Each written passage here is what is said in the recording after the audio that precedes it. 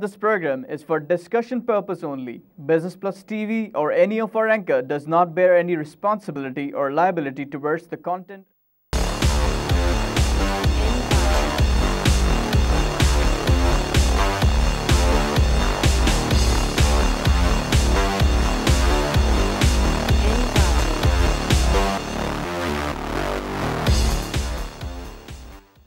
This is Business Plus broadcasting live from Karachi, Pakistan. You're watching Tips of the Trade. I'm your host Tariq Javed. नाज़रीन, आज की market माशाल्लाह बहुत अच्छी चली है. आज ये तीसरा दिन है जहाँ हम पॉजिटिविटी देख रहे हैं और आज की मार्केट में वर्ल्ड मार्केट का बहुत बड़ा हाथ है.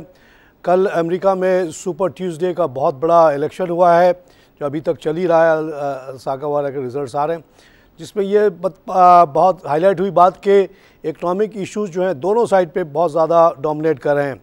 एक तरफ सैंडर्स साहब हैं जो कि कह रहे हैं कि जी मुल्क में पॉवर्टी बहुत ज़्यादा है, अनएम्प्लॉयमेंट बहुत ज़्यादा है और आप पूरे दुनिया में इधर उधर जो इंटरवेंशंस कर रहे हैं वो नहीं करना चाहिए.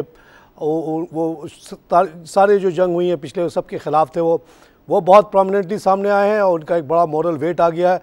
दूसरी तरफ रिपब्लिकन पार्टी में ये ट्रम्प साहब जो हैं जो सिर्फ 7 महीने से इलेक्शन पॉलिटिक्स में आए और उन्होंने बड़े बड़े पुराने सियासतदानों को बिल्कुल दबा दिया है और वो भी सिर्फ कोर इकनॉमिक इश्यूज़ की बात करें कि चाइना से 500 का डेफिसिट, मैक्सिको से 58 बिलियन का डेफिसिट, ये हमें एक्सेप्टेबल नहीं है और हम क्यों जापान को और कोरिया को और जर्मनी को प्रोटेक्शन दें फॉर नो कॉस्ट जबकि ये ख़ुद बहुत अमीर लोग हैं और हमारे पास बड़ी गुर्बत आ गई है. तो वो डॉलर डिप्रिसिएशन की भी वो बात करें कि जी यन इतना सस्ता हो गया, या चाइनीज़ यन और चाइनीज़ करेंसी इतनी सस्ती हो कि हम चाइना से किसी से कम्पीट नहीं कर पा रहे. तो बड़े कोर इकनॉमिक इश्यूज़ पे बात हो रही है और जब बात पूरी मुल्क कर रही है तो उसको टैकल भी करेगी और इससे ऐसा लग रहा है कि इससे जब अमेरिका में एक तेज़ी आने वाली है आगे चल के. यही वजह हुई कि अमेरिकन मार्केट में तेज़ी आई. तेल की कीमत में ज़बरदस्त तेज़ी आई.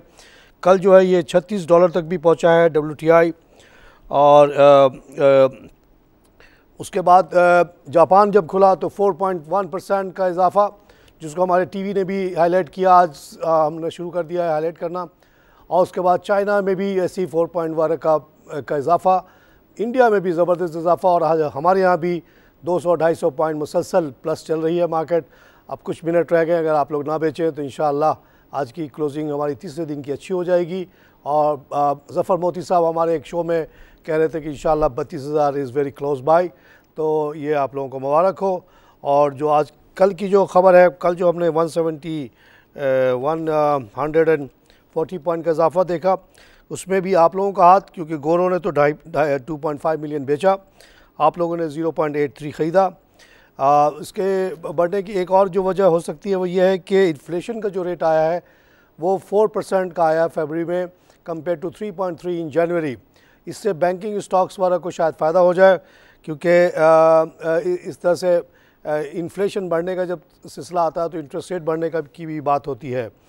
एक और आज की खबर वो ये है कि $1 बिलियन जो है जुलाई से जनवरी तक लोगों ने प्रॉफिट पाकिस्तान से कमा के भेजा है, विच इज़ ओके बिकॉज जब आप इतनी बड़ी इन्वेस्टमेंट लेते हैं तो ज़ाहिर है वो कमा के लेके भी जाएंगे और ये भी एक कॉस्ट है.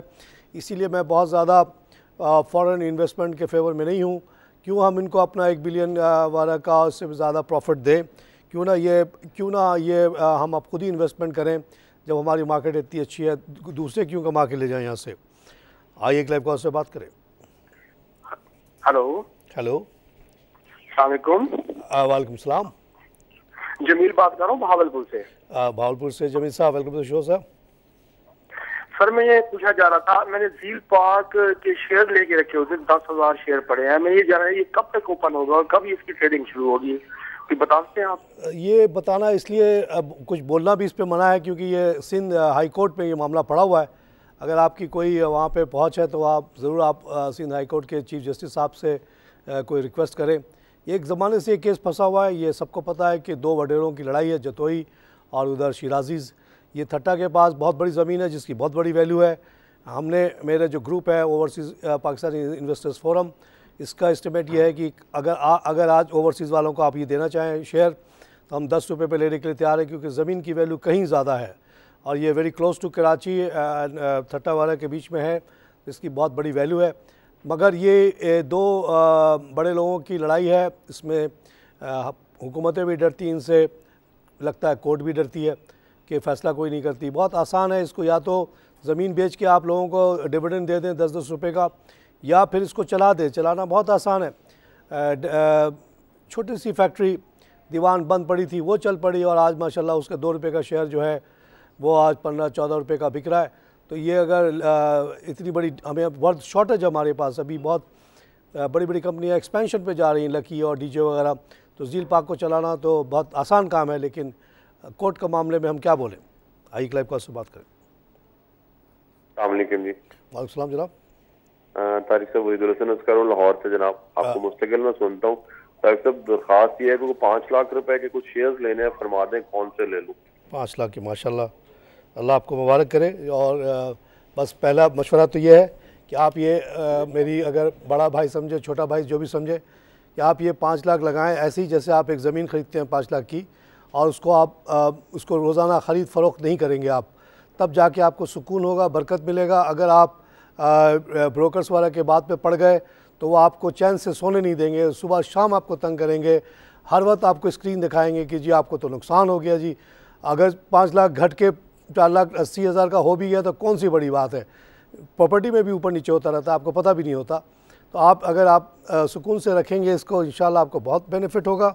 और जहाँ तक शेयर्स का ताल्लुक़ है, आप आज के जो हमारे वॉल्यूम लीडर्स हैं, आप चले जाइए कराची स्टॉक एक्सचेंज के वेबसाइट पे, देखिए कौन कौन से ट्रेड ज़्यादा हो रही हैं।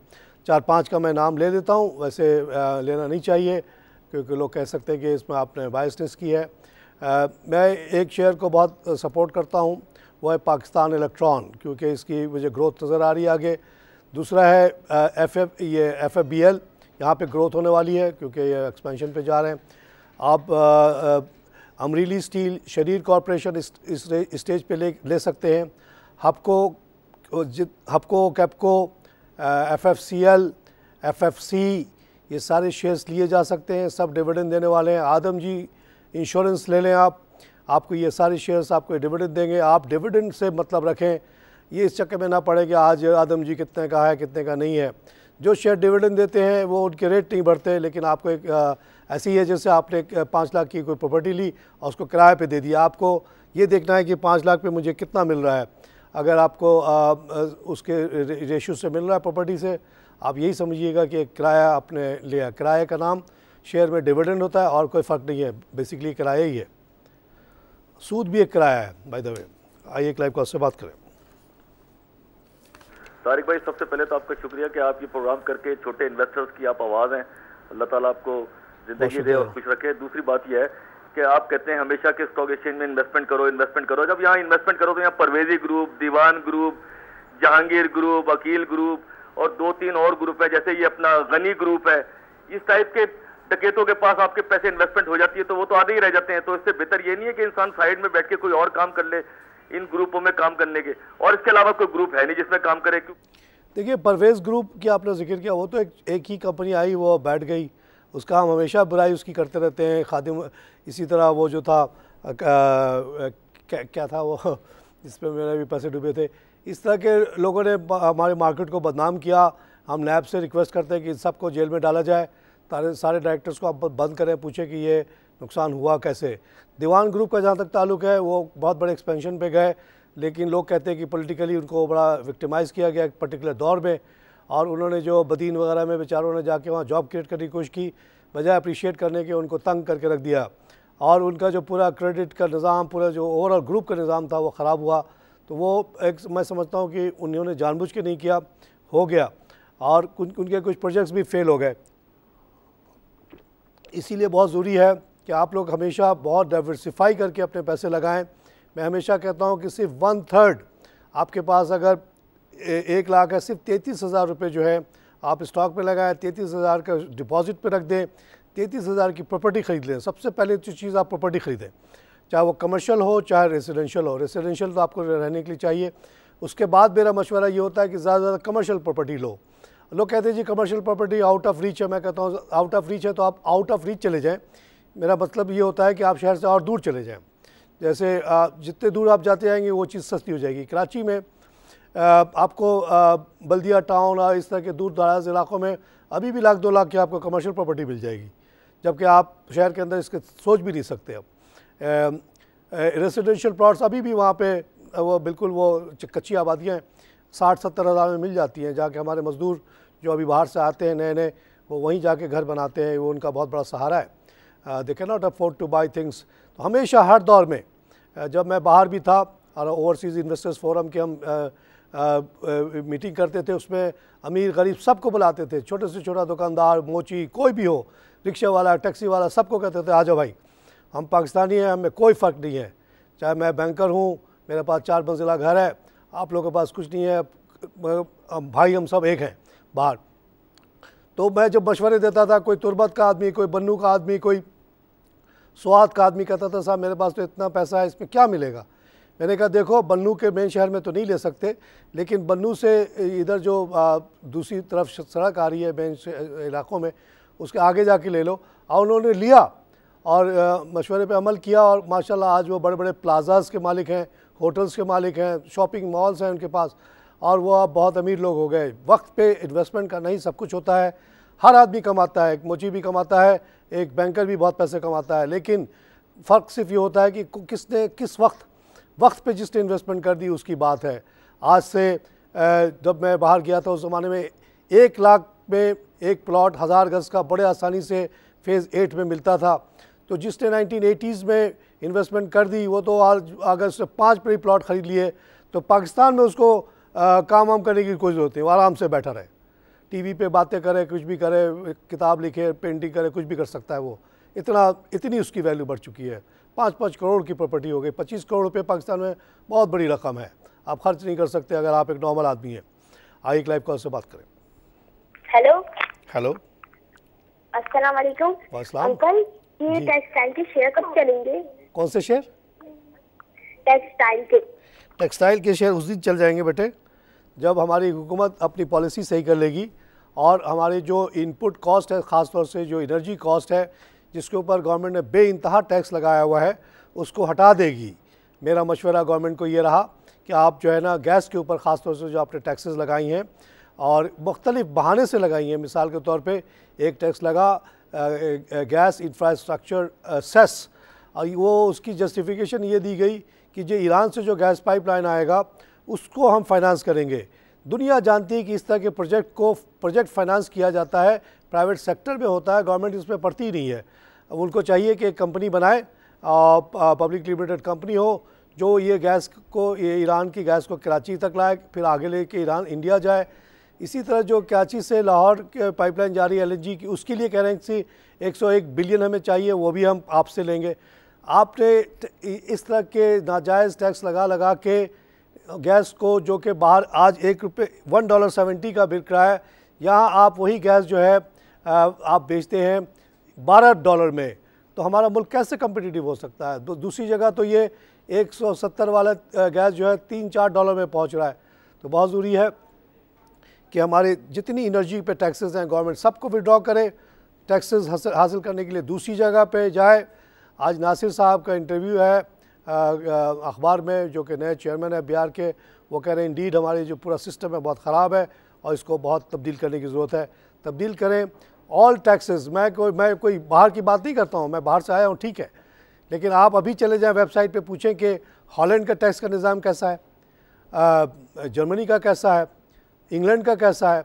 और ये जो बच्चे ने कॉल किया था उसी से कहें कि जी कुरानंदाजी करो, किसी भी मुल्क का एक नाम उठाओ और वो वाला निज़ाम पूरा आप यहाँ पे लागू कर दें, उसमें कोई खर्च नहीं है, हर चीज़ रेडीमेड है, कट एंड पेस्ट करना है आपको। तो बच्चे से आप कुरानंदाजी कराएं और यहाँ का निज़ाम जो अभी बिल्कुल ही गैर मुनसिफाना है, जिसमें सिर्फ गरीबों से टैक्स लिया जा रहा है, इनडायरेक्ट टैक्सेस लिया जा रहा है, अब वो भी सब कुछ तेल और इस तरह के एसेंशियल चीज़ों पे उसको ख़त्म करें, तो हमारे टेक्सटाइल यूनिट फिर से उठ पड़ेंगे। जो 20% रेगुलेटरी ड्यूटी लगाई गई कॉटन पे, जिसने पूरी टेक्सटाइल इंडस्ट्री को तबाह किया, उसको फ़ौरन विड्रॉ किया जाए और उसके लिए ज़रूरी है कि पहले हम इनपुट कॉस्ट को कम करें, फिर टेक्सटाइल इंडस्ट्री हमारी उठेगी। एक लाइव कॉल से बात करें। अस्सलाम वालेकुम, बात कर रहा हूँ साहब। मैंने कहा आपने बड़ी अच्छी बात बोली, जवान सलमान ग्रुप था ये पाकिस्तान का सबसे अच्छा ग्रुप था, मगर बदकिस्मती से हमारे एक सियासतदान है इसको तबाह बर्बाद में उसका पूरा हाथ है। मैं इस पर डिटेल में जाना, टीवी पे चैनल पे ऐसी बातें नहीं करनी चाहिए हमें। बताएं कुछ नहीं होता। नहीं, ये बहुत जुल्म किया है, बहुत जुल्म किया है लोगों ने। इसको बोले क्या होगा, क्या कर लेगा हमारा कोई। अच्छा, दूसरी मैं एक बात और बताना चाहता हूँ, इससे अच्छी और बात बताना चाहता हूँ आपको जनाब आली। मैं ये कहना चाहता हूँ कि KRT ने कितना अच्छा काम कर रही है कि पूरे कराची की तांबे उतार के ना वो सिल्वर की तारें उतार रही है। जो 1000 रुपये किलो वाला माल उतार के ना 150 किलो वाला माल लगा रही है KRT के। आपको बता दूं मैं आपको, ये किसी चैनल में किसी ने नहीं नोटिस लिया। मैं ये आपको रोजाना हर चैनल पे आता हूँ। मैं माशाल्लाह आपके चैनल के अलावा 10-15 चैनल पे सब सुबह से लेके शाम तक बोलते रहता हूँ। बहुत शुक्रिया जनाब आपके कंट्रीब्यूशन का। और ये जो आपने KElectric की बात की है, ये हमारे मोहल्ले में भी हुआ है कि उन्होंने तार बदला है, अभी वो अंडरग्राउंड तार गुजार रहे हैं और लोग यही कह रहे हैं कि कॉपर को हटा के उन्होंने दूसरा तार लगाया। अगर जहाँ तक मेरी साइंस की और इलेक्ट्रिक की नॉलेज है, copper is the best conductor of electricity. उसके बजाय अगर आप कोई और चीज़ लगाएंगे तो आपकी जो है ना लॉसेस बहुत ज़्यादा होंगी, या एक पॉइंट से दूसरे पॉइंट पहुँचेगा ही नहीं। तो KC will be a big loser if they do that. लेकिन जो तार हमारे मोहल्ले में लगा अभी गुजरा हमारे मोहल्ले से, वो तो बहुत हाई क्वालिटी का लगता है और वो अंडरग्राउंड है।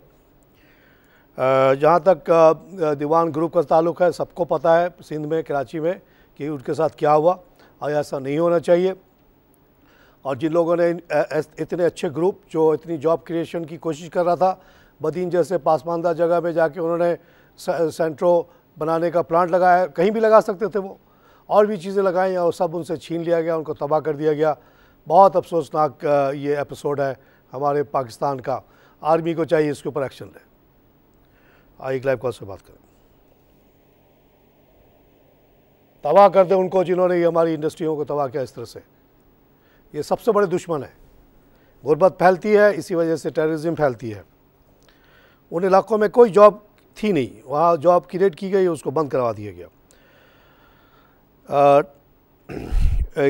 एक ख़बर है जनाब, Asian factories hit hard in फरवरी में कहते हैं कि suffering 7th straight month of decline, a blow to policymaker who only day earlier resumed an easing cycle of fresh efforts to spur growth। ये फरवरी में हालात एशिया के अच्छे नहीं रहे। और ये एक और ख़बर है कि highest ever 4.11 per unit refund approved by NEPRA ने रिडक्शन की है, लेकिन वो कराची वालों पे शायद अप्लाई नहीं होता और 300 kV से कम जो लोग इस्तेमाल कर रहे हैं उस पर भी अप्लाई नहीं होगा। आइए एक लाइव कॉल से बात करें। जी अस्सलाम वालेकुम। वालेकुम जनाब ख्वाजा शाह साहब को भी मेरा सलाम कहिएगा। ये मुहब्बे वतन लगते हैं, अच्छे लोग हैं, बड़े बड़े अच्छी बातें करते हैं। आप भी बहुत अच्छे हैं माशाल्लाह, आपकी बातें सुन के बड़ा मज़ा आता है। अच्छा, दूसरा ये मैंने कहना था कि ये पूरी बात नहीं बता रहे आपको कि 8 अरब रुपए का इन्होंने कॉपर उतार लिया है KESC का। दूसरे साइड पे मैं आ रहा हूँ और ये मैं सुनने में आ रहा है कि ये कोई रूल चेंज करने जा रहे हैं, कोई कैपिटल गेन टैक्स की कमी कर रहे हैं या इसको शायद ख़त्म कर दें। इन्हें कहें कि 2002 में जो रूल चल रहे थे ना सेल टैक्स था, ना कोई किसी किस्म का टैक्स नहीं था, लेकिन इनकम टैक्स की मद में कराची स्टॉक एक्सचेंज को कम से कम कोई 14 से 15 अरब रुपया टैक्स कलेक्शन होती थी। अब ये सारे टैक्स लगा के एक तो क्लाइंट भाग गए सारे, उसकी वजह से वॉल्यूम रहे नहीं। मैं कहता हूँ अगर ये 2002 वाला लिया ना रूल तो 1 अरब वॉल्यूम लगेगा रोज़ाना। सर बिल्कुल आपने सही कहा। और ये जो बिजनेसमैन वाला हुकूमत में आते हैं तो उनका काम यही होता है कि रैशनलाइज करें इस तरह की जो अगर जरदारी दौर में लग गए थे तो उसको सबको इनको ख़त्म करके बिल्कुल सिंप्लीफाई करना चाहिए टैक्स का निज़ाम।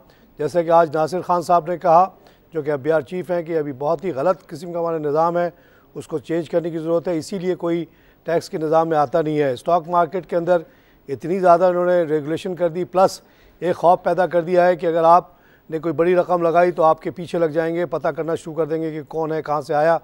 ये सब चीज़ों को ख़त्म किया जाए तो फिर से वॉल्यूम आ सकते हैं। आम इन्वेस्टर डर के भाग गया है। जहाँ तक ये कॉपर और इसका सवाल है, इस पर हम मज़ीद पता करते रहेंगे। अगर कराची इलेक्ट्रिसिटी ऐसा करेगी कि कॉपर के बजाय किसी और मीडियम को यूज़ करेगी तो इन द लॉन्ग रन उनका तो बहुत बुरा हाल होगा, क्योंकि वो तो कॉपर क्यों यूज़ किया जाता है, लोहा क्यों नहीं कर लेते आप, लकड़ी से क्यों नहीं गुजारते आप? इसलिए नहीं गुजारते कि गुजरता नहीं है, वो स्लो हो जाता है बहुत। तो आप 100 यूनिट भेजेंगे, वो एंड पे पता चला वो 10 यूनिट पहुंचा। कॉपर जो है 90 यूनिट पहुंचाएगा, तो फ़र्क तो हो जाएगा, आपको नुकसान हो जाएगा। आपने अगर ये सस्ता तार लगा लिया तो आप तो बहुत दिनों तक रोते रहेंगे, आपकी तो कंपनी का बुरा हाल हो जाएगा। इस पर के ई से हम कुछ कमेंट लेना चाहेंगे और कोशिश करेंगे, चैनल को कहते हैं, हमारे रिपोर्टर जाके पूछ कर आएंगे। नाज़रीन, यहाँ पे लोगों का छोटी सी ब्रेक।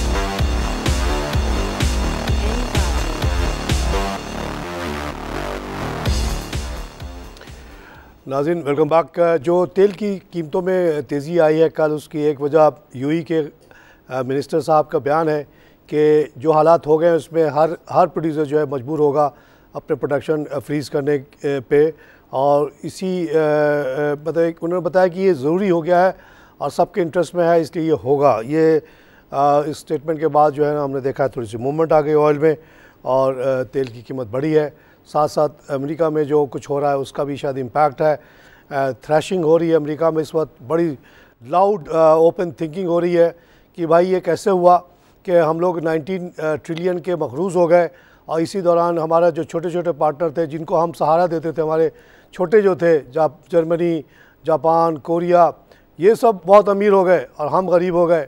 इनकी कंपनी ने आके हमारे यहाँ दावा बोल दिया, बाद में चाइना भी आ गया, इंडिया भी आ गया, ये सब ने हमें मिलकर लूट लिया और हमें 19 बिलियन का कर्ज़ा गले में डाल दिया, ट्रिलियन का कर्ज़ा डाल दिया है। अब 19 ट्रिलियन पे आप इमेजिन करें अगर 2% भी कॉस्ट हो तो तकरीबन 400 बिलियन तो उनको सिर्फ जो है सूद देना है, उसके अलावा रीपेमेंट कहाँ से आएगी। ये बातें अब उठा रहे हैं ट्रम्प साहब और सैंडर्स साहब भी, और उन्होंने कहा हमें क्या मिला इतना पैसा खर्च करके, अरबों को भी हमने प्रोटेक्शन दी और लोगों को भी दी, और ये इराक़ में जंग लड़ ली, उससे पहले गल्फ़ जंग लड़ ली, और हमें मिला क्या। जो गद्दाफ़ी साहब को हटाया गया उस पर बहुत ज़्यादा लेदे हो रही है क्लिंटन की कि वो खुश थी उनको हटाने पे, और ट्रम्प कह रहे हैं कि ये बहुत बड़ी गलती थी। सैंडर्स कह रहे हैं मैंने शुरू से कहा नहीं करो। सैंडर्स साहब ने 91 में जो 99 में गल्फ़ वॉर हुआ था उस पर भी कहा था कि ना करो, बहुत पैसा ज़ाया होगा, बहुत बच्चों की जान जाएगी। अब सब उनकी बात पर ध्यान दे रहे हैं। पूरा यूथ जो है अमेरिका का है उठ के सैंडर्स साहब के फेवर में खड़ा हो गया। वो एक पैसा किसी कंपनी से, बड़े लोगों से नहीं ले रहे, वॉल स्ट्रीट से नहीं ले रहे। उन्होंने अपना एक प्रोफाइल क्रिएट किया है जो बहुत खूबसूरत लगता है। वो कहते हैं मैं ज्यूश विश कोई नहीं हूँ, मैं बस इंसानियत को मानता हूँ, और पूरी कौम उनके पीछे खड़ी हो रही है जवानों की, और उनको $33 एवरेज जो है ना कंट्रीब्यूशन कर रही है उनके वेबसाइट पे। कहीं जाने वाने की ज़रूरत नहीं, आप और हम भी चाहें तो उनको कर सकते हैं। मैं तो उनको सपोर्ट करता हूँ, मेरा दिल चाहता है कि उनको कंट्रीब्यूट करूँ। कि वो कहते हैं ज़्यादा नहीं करना भाई, बस $30-40 दे दो बहुत है। अब मिलियंस और मिलियंस ऑफ लोग उसको पैसा दे रहे हैं, और अभी फिगर आया कि फरवरी में उनको $40 मिलियन मिल गया, जो कि किसी और कैंडिडेट को इतना पैसा नहीं मिला है। और ट्रम्प साहब क्योंकि ख़ुद माशाल्लाह इतने रईस हैं, उन्होंने कहा मैं तो किसी से लेता ही नहीं हूँ, ना मैं ज्यूश लॉबी से लूँगा ना किसी और लॉबी से लूँगा, और मुझे जो समझ में आएगा अमेरिका के लिए अच्छा वो करूँगा। ना मैं जापान की परवाह करूँगा, ना मैं इसराइल का भी उन्होंने कह दिया कि जी हम कोई साइड वाइड नहीं लेंगे, इक्वल हम कहेंगे बात करो फ़लस्तीनियन और इसराइली बराबरी से, हम न इधर है ना उधर, हम बीच में हैं, और जो हक बात होगी हम मनवाएंगे उनको। बहुत लोगों को बुरा लग गया। उन्होंने कहा कि जापान और ये कोरिया अगर चाहता है कि हम उनकी प्रोटेक्शन देते रहें, उनको अपना कोई आर्मी का ख़र्चा नहीं है जर्मनी को, तो उसके वो हम बिल करेंगे उनको कि इतना पैसे का बिल आया दे दो। इसी तरह सऊदी अरेबिया वालों को जो इनडायरेक्टली वो सपोर्ट करते हैं उसका भी वो कहते हैं हम बिल करेंगे, ये लोग बहुत अमीर हैं हम क्यों दें। ट्रम्प साहब ने कल की तकरीर में एक और बड़ी इंटरेस्टिंग बात कही कि लोग समझते हैं कि अमेरिका बड़ा खुशहाल मुल्क है, इनफैक्ट अमेरिका तो बिल्कुल गरीब मुल्क हो गया है। आप जब दोहा के एयरपोर्ट पर उतरते हैं, यूएई के एयरपोर्ट पर उतरते हैं, एक से एक शानदार होटल, एक से एक शानदार एयरपोर्ट, उसके मुकाबले में अमेरिका तो बहुत पीछे रह गया, सारा इंफ्रास्ट्रक्चर उसका जो है क्रम्बल कर रहा है। तो अब इन बातों से ये लगता है कि अमेरिका में बहुत ज़बरदस्त कंस्ट्रक्शन होगी। सैंडर्स साहब भी यही कह रहे हैं कि पब्लिक जॉब क्रिएट करो। 47 मिलियन लोग गरीब हो गए अमेरिका में, 40% जवान जो है अनएम्प्लॉयड है, और उनको एम्प्लॉयमेंट क्रिएट करने के लिए ज़रूरी है कि पब्लिक वर्क किया जाए। साथ साथ ट्रम्प साहब कहते हैं कि तमाम जो कंपनियां गई हैं, एप्पल अगर चाइना में माल बना रहा है तो हमें उससे क्या फ़ायदा, हमारे लोगों को, तो वो कह रहे सारे मैन्युफैक्चरिंग वापस लाओ अमेरिका में। तो ये सब वजह है कि शायद पूरी दुनिया में थोड़ी सी कल से हलचल बची है। आइए लाइव कॉल से बात करें। जी अस्सलाम वालेकुम जी। वालेकुम जनाब। ये मोहतरम, ये पाकिस्तान रिफाइनरी, हबको और ICI आपको सब ये तीनों ही अच्छी कंपनियां हैं। आप पाकिस्तान रिफाइनरी में बहुत बड़ी तब्दीली देख रहे हैं। पाकिस्तान रिफाइनरी ऐसा रिफाइनरी है जो कोरंगी में है, बहुत पुरानी रिफाइनरी, लेकिन उसका प्रॉब्लम ये था कि उसके बाद बहुत ही आउटडेटेड किस्म का रिफाइनरी थी। ये रिफाइनरी कुछ भी नहीं होता, आप सिर्फ जो कचरा होता है क्रूड मट्टी की शक्ल का, उसको आप गर्म करते हैं तो उससे मुख्तलिफ़ चीज़ें निकलती हैं। उससे अगर आप सोफिस्टिकेटेड प्लांट हो तो 12 प्रोडक्ट भी निकल सकते हैं, जिसकी वैल्यू बहुत ज़्यादा होती है, या अगर आप सिंपल प्रोडक्ट करेंगे तो 4। तो इनका जो प्लांट था सिर्फ 4 प्रोडक्ट बनाता था, अब उसको उन्होंने 12 प्रोडक्ट पे लेके गए हैं, which is a very sophisticated refinery, just like national refinery या अटक रिफाइनरी। तो अब इनका प्रोफाइल बिल्कुल चेंज हो रहा है। इसके लिए उन्होंने पैसे पब्लिक से लिए। इन द मीन टाइम इनको और इसी तरह के और रिफाइनरीज को हेवी लॉसेस हुए, इन्वेंट्री लॉसेस, उससे इनका जो अपना कैपिटल था ऑलमोस्ट ख़त्म हो गया, एक माइनस पे चले गए थे ये। तो मगर they are passing through a process. इसको ना बेचिएगा, इसका रेट नीचे आने की वजह हुई है कि इतना ज़्यादा इन्होंने नया शेयर इशू कर दिया बड़ी तादाद में। हबको बेहतरीन कंपनी, 8-10 रुपये के करीब कमा के देती है। 100 रुपये का ये शेयर है। ये हमारा सबसे हमेशा से फेवरेट शेयर रहा।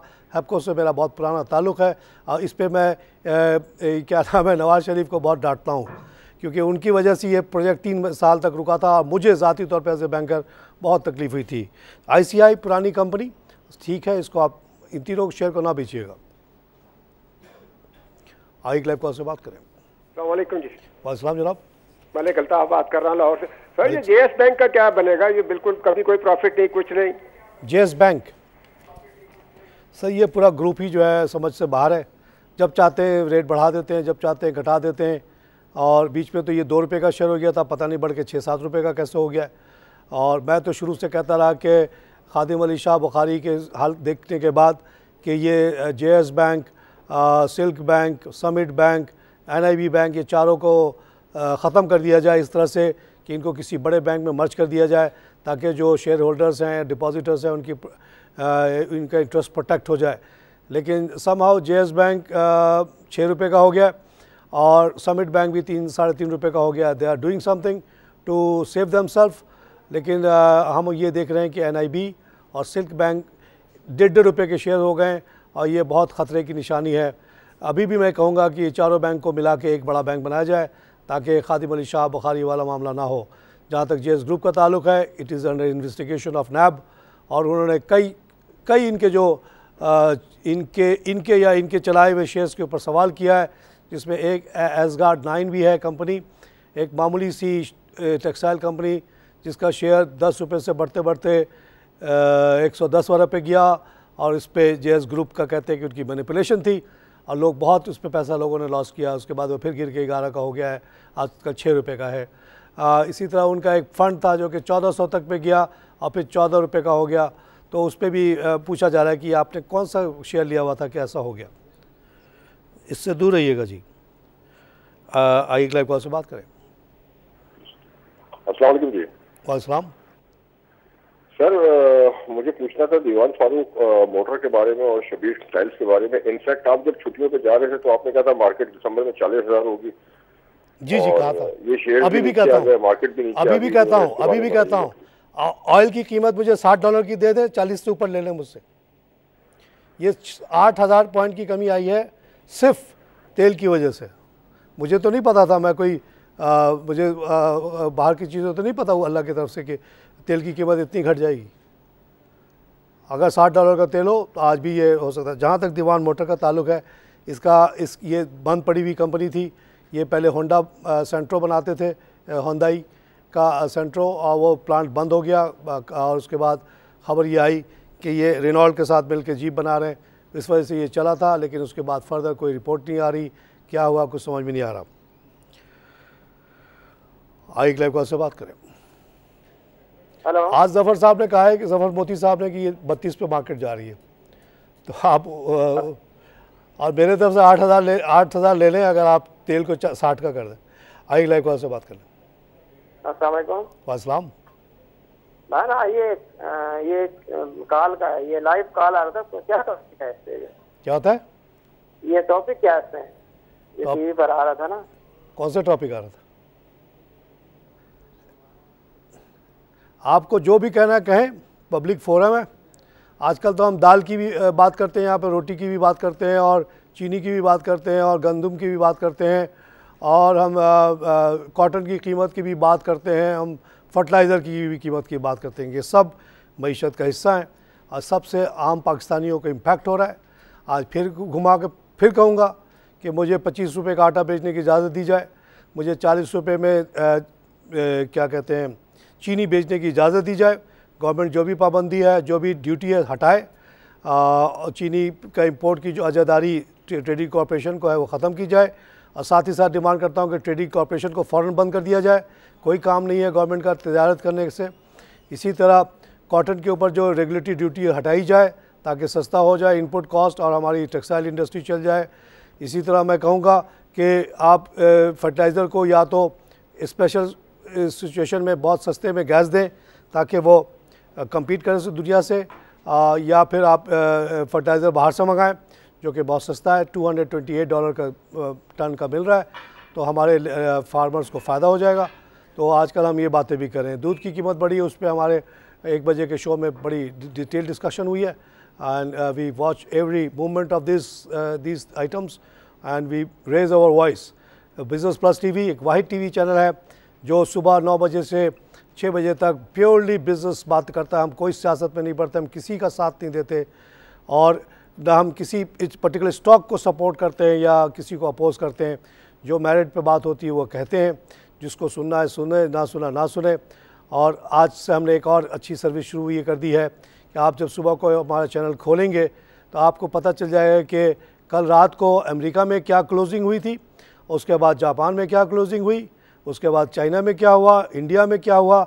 उससे आपको एक क्लू मिल जाएगा कि यहाँ क्या होने वाला है। साथ ही साथ हम बता देंगे आपको कि तेल की कीमत का क्या हुआ और बड़े इंपॉर्टेंट आइटम्स का क्या हुआ। आजकल हम लोग बाकी वीट सब पे नज़र रख रहे हैं कि इनकी कीमतों से हमारे इम्पैक्ट बहुत पड़ता है, कॉटन ख़ास तौर से। तो आपको अब BBC CNN वाला देखने की ज़रूरत नहीं। For international economic news everything is available on business plus TV now. I live call से बात करें। सर वालेकुम जनाब। सर इजाज़ बात कर रहा हूँ। सर मैं एक बात कर रहा था, पाकिस्तान का सबसे बड़ा मसला ये है कि यहाँ पे सही बंदे को सही जगह पे नहीं लगाया जाता। जैसे हमारा इस टाइम सबसे अच्छा अदारा जो सब अमन कमान का अदारा, उसमें एक अच्छा बंदा ऊपर आया और सब कुछ ठीक हो गया। जी। इसी तरह अभी हमारे ऊपर जो बिजनेसमैन बैठे हुए हैं वो अपने मुफाद के लिए सब कुछ लूट रहे हैं। तो दुख की बात है, मगर ये मैं छोटे भाइयों से या जो भी दोस्त हैं उनसे कहूँगा कि भाई तेजी में माल बेचो, मंदी में माल खरीदो। जब मार्केट 2-3 हज़ार पॉइंट नीचे गिरी हो कोई प्रॉब्लम नहीं है, पाकिस्तान कहीं नहीं जाता, बच जाएगा। मगर तेजी में माल खरीदोगे तो पछताने के अलावा कुछ नहीं मिलेगा। बहुत शुक्रिया। बहुत शुक्रिया जनाब। आपके जनरल राहिल शरीफ साहब की हम जितनी तारीफ़ करें, और मैं जब तक ज़िंदा हूँ जनरल राहिल शरीफ के लिए दुआ करूँगा। उन्होंने वाकई दुनिया को बदल दिया। क्या किया उन्होंने? राहिल शरीफ साहब में क्या ख़ास बात है? उनके भी ऐसे हाथ पाँव हैं हमारे जैसे, दिल साफ़ है, अल्लाह रसूल को मानने वाला, आखिरत को मानने वाला, शहादत की ख्वाहिश रखने वाला इंसान है। उसको कोई माल दौलत से गर्ज नहीं है। ऐसे 5 हमारे लीडर आ जाएं, दुनिया बदल जाएगी। खोमेनी के जब मरे थे तो एक सूटकेस में छोटी सी चीज़ थी उनके पास, कुछ भी नहीं था। ईरान को बदल के रख दिया। ईरान में बेइंतहा गुर्बत, बेइंतहा नाहमवारी थी दौलत की। 2% लोगों के पास तमाम की तमाम ज़मीन थी। आम ईरानी को पता ही नहीं था कि कोई सनत भी कोई चीज़ होती है, सिर्फ वो ग़ुलामी करते थे। खोमेनी आया, उन्होंने कहा बांटो ज़मीन सबको 5-5 एकड़। पूरे जो जत्था था ज़मींदारों का, उसने इनके ऊपर अटैक कर दिया और मारने की कोशिश की, लेकिन वो नहीं हटे क्योंकि उनको कोई खौफ नहीं था, मरने के लिए तैयार थे वो, ना उनको किसी मालो ज़र की ज़रूरत थी। ऐसे ऐसे 2-4 लीडर आ जाएं, राहिल शरीफ जैसे, खोमेनी जैसे, ये मुल्क तो जन्नत बन जाएगा जनाब। ये ऑलरेडी जन्नत है। इसको एक ब्रिटिश निज़ाम आया, ब्रिटेन ने यहाँ को लूट लूट के इस मुल्क को ख़त्म किया, और जाते जाते अपने जैसे लोगों को, अपने जैसे कानून को बना के छोड़ के चला गया। टीसीपी का क्या काम है चीनी मंगाने का या ना मंगाने का? टीसीपी का क्या काम है कि तारिक खान को चीनी नहीं मंगाने दिया 99 में, ये 2009 में, जब ये इन बदमाशों ने माफिया बना के चीनी को 80 रुपये का कर दिया था। और मेरे पास गूगल का अली बाबा का इनवॉइस ऑफ़र मौजूद था कि 27 रुपये में आपको हम कराची FOB पहुँचा के देते हैं ब्राज़ीलियन साफ़ चीनी। मैंने कहा टीवी पैनल पर उस ज़माने में कि मुझे मंगाने दो, मैं देता हूँ 35 रुपये में चीनी कराची में। कहा कि जी आप मंगा ही नहीं सकते। क्यों नहीं मंगा सकते भाई? इसलिए कि वो तो टीसीबी मंगा सकता है। और टीसीबी ने वही 27 रुपये की चीनी को 70 रुपये का मंगाया। इसका प्रोसेस मैं जानता हूँ अंदर से बहुत अच्छी तरह से। बैंकर 50 केस ऐसे पकड़े, इसको अकोमोडेशन LC कहा जाता है। और कहेंगे भाई इसमें से 30 तो तुम ले लेना, 40 मेरे अकाउंट में लंदन में जमा कर देना, बड़े आसानी से ये काम होता है। मगर आपने ये निज़ाम बनाया हुआ है लूटने का कि किसी और को मंगाने ना दो, टीसीपी डबल कीमत पे मंगाए। इस तरह से बहुत बड़े पैसा भी ट्रांसफ़र हो गया। और यहाँ जो है इन्होंने इतना पीट लिया। आज 50 रुपये का चीनी आज 64 का बिक रहा है हमारे यूटिलिटी स्टोर में।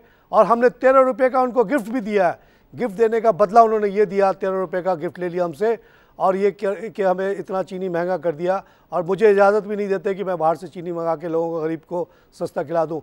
गाँव में आप जाके देख लें, आज भी बच्चा एक एक रोटी के लिए रोता है, चाय से हलक से उतारता है। और आप उस चीनी को महंगा कर देते हैं जिसके वो हलक से उतारे। चीनी गांव में मिलती नहीं है लोगों को, आइसक्रीम वाला सब साइकिल से बनता है वहाँ पे। चीनी तो न्यूट्रिशन देता है लोगों को। क्यों आपने इतना जुल्म किया हुआ इस मुल्क में? राहिल शरीफ को चाहिए कि टेक ओवर कर ले और इनको भगा दे। आई लाइक से बात करें। तार साहब क्या हाल है? ठीक ठाक है? ठीक है जी। बस सर हमेशा की तरह आपके लिए दुआ गो, अल्लाह ताला आपको सेहत तंदुरुस्ती दे और पाकिस्तान को हमेशा इसी तरह फैलता फूलता रखे इंशाल्लाह। आपका प्रोग्राम सर हम कंटिन्यू देखते हैं, लेकिन टाइम जो है ना ये कुछ ठीक नहीं लग रहा मुझे, क्योंकि ड्यूटी पे जो लोग होते हैं ना वो ये नहीं देख सकते। आप इसको 4 से 5 में करें या 5 से 6 पे ले जाएं। सर ये बात ये है कि ये शो जो होता है शेयर मार्केट जब चल रही थी उसके दौरान किया जाता है। और इसीलिए आप देखते हो कि जुमे के दिन क्योंकि शेयर की मार्केट 4:30 बजे तक चलती है, तो हमारा शो जो है 3 के बजाय 4 को हो जाता है। दूसरी बात आपको मैं कहूँगा, अल्लाह का शुक्र है कि हम इस टेक्नोलॉजी के दौर में हैं कि आपके पास भी ज़रूर स्मार्टफोन होगा। आप हमारा शो स्मार्टफोन पे जब चाहे देखें, कोई ज़रूरी नहीं कि 3 बजे देखें। आप हमारे जो वेबसाइट है www.businessplusTV.pk पाकिस्तान का हमने सेटेलाइट पे डाला हुआ है, बेहतरीन ट्रांसमिशन आती है। और उसके अंदर आप जाएंगे तो एक स्क्रीन आएगा, उसके साथ यहाँ पे घड़ी टाइमिंग दिखाई जाती है। आप किसी वक्त भी 3:10 का टाइम पे जाएं, न्यूज़ के बाद फ़ौरन ये शो शुरू हो जाएगा। आप देखते रहें, कहीं पे बैठ के देखें, किसी वक्त भी देखें, no issue now. We don't have any problem with the cable operators also, जो कि अक्सर हमें नहीं दिखाते, ना दिखाएं आप। इसी पे मैं एक बात बताऊं सैंडर्स साहब की। आज मैं सुबह से उठा हुआ था, 5 से पहले से उठ गया था ये देखने के लिए कि क्या होता है सुपर ट्यूसडे को। तो ये देखा कि रिज़ल्ट आना शुरू हुए। क्लिंटन साहिबा को बहुत देर तक CNN और BBC दिखाते रहे। उसके बाद आ गए ट्रम्प साहब, वो भी लंबी तकरीर करते गए। उसके बाद आ गए वो क्रूज साहब, उन्होंने भी लंबी तकरीर की। जिस बंदे ने 4 स्टेट जीता, सैंडर्स गरीब आदमी, उसको दिखाया ही नहीं, कह रहे कि वो तो सोने चला गया। उसके बाद हम इंटरनेट के ऊपर थे तो हमें एकदम से एक क्लिप आया उनका, छोटा सा क्लिप 2 मिनट का। और उन्होंने कहा कि जी ये मैं इलेक्शन नहीं लड़ा, मैं तो एक तब्दीली चाहता हूँ, मुझे कोई शौक़ नहीं प्रेसिडेंट बनने का, मैं तब्दीली चाह रहा हूँ और ये तब्दीली आ रही है। अब वो जो क्लिप था जनाब, वो ऐसा हिट हुआ कि millions and millions of likes and sharing शुरू हो गई। उसके ऊपर मैंने भी 3-4 कमेंट लिखे। और उसके बाद वो पता चला कि जनाब वो उनके वेबसाइट पे आप जाएं और लोग बेइंतहा पैसे फेंक रहे हैं और लोग टीवी को नहीं देख रहे, वेबसाइट को देख रहे हैं। अब ज़माना बदल गया। अब एक मेरे जैसा मामूली आदमी भी कल अगर पॉलिटिकल पार्टी बना लेता है, उसको सिर्फ एक वेबसाइट चाहिए। और कभी कभी अगर टीवी वाला कोई आने दे तो आने दे, ना दे तो उसी पे बोल के आदमी अपने लोगों को मैसेज पहुंचा सकता है। सैंडर्स यही कर रहा है, एक बहुत बड़ी तब्दीली अमेरिका में ला रहा है। तमाम इस्टेब्लिशमेंट को, बैंकिंग, पूरे वॉल स्ट्रीट को चैलेंज कर रहा है, तमाम बिजनेसेस को चैलेंज कर रहा है जो दुनिया भर में जंग करवाते फिरते थे। वो कहता है कोई जंग नहीं होगी, हमारा कोई बच्चा कहीं नहीं जाएगा, किसी को नहीं मारना है, मुझे किसी मज़हब से कोई ताल्लुक़ नहीं, कोई मैं इंसान हूँ बस। वो ऐसी बात कर रहे हैं वो आदमी, और कह रहा है कि अपने 47 मिलियन गरीबों को देखो, अपने 40% गैर जो अनएम्प्लॉयड लोग हैं उनको देखो। वहाँ अमेरिका में इलाज कराना एक बहुत बड़ा मुश्किल काम है। लोग दांत के दर्द ले लेके 6-6 महीने बैठे होते हैं, अपेंडिक्स का दर्द लेके सालों बैठे होते हैं क्योंकि करा नहीं सकते गवर्नमेंट के ऊपर। वो कह रहे हैं उन पर ध्यान दो, ना कि पूरी दुनिया में चौधरी बनते फिरो और सीरिया के असद को हटाओ और लीबिया के गद्दाफी को हटाओ और लैटिन अमेरिका के तमाम लीडर्स को LND को हटाओ। क्यों किया ये सब आप लोगों ने? ये करके 19 ट्रिलियन का डेट ले लिया, वो ये कह रहा है। इसी वजह से बहुत बड़ी तब्दीली अमेरिका में आने वाली है, जिसकी वजह से दुनिया में बहुत अच्छा अमन आ जाएगा। नाज़रीन, इसी के साथ प्रोग्राम खत्म हुआ। खुदा हाफिज़।